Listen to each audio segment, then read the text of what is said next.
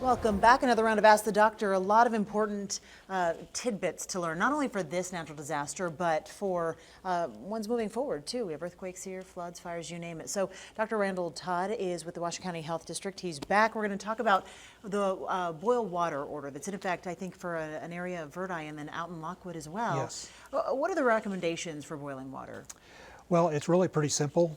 You bring it to a rolling boil. Okay. You let it continue to boil for about 10 minutes. 10 minutes, okay. And then you let it cool off before you drink it, obviously.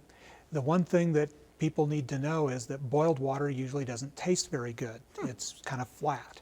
And so re-aerating it is kind of an important step to improve that, so you can shake it up a little bit, or some people will just pour it back and forth from one container to another, and that seems to get the air back into it and it improves the flavor. Okay, so for cooking, for drinking, all that. Yes, and you know, so for most people, if they've made one of the callers asked me about cooling it with ice, and that's fine as long as the ice was made with clean water.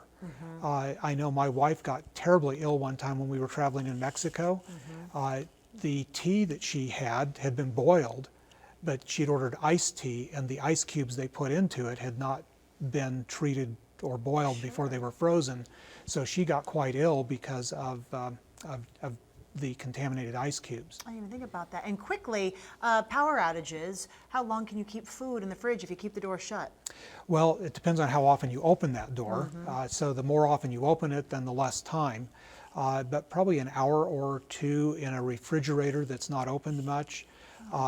In a freezer, perhaps a little bit longer, as long as the food is staying frozen. Okay. But once it starts to thaw out, then you are concerned about spoilage, and so the old adage is, when in doubt, throw it out. Sure thing. All right. I didn't realize it was that quick. Okay. Thank you, Dr. Todd. He'll be here until 6 o'clock tonight. If you have more questions, 858-2222.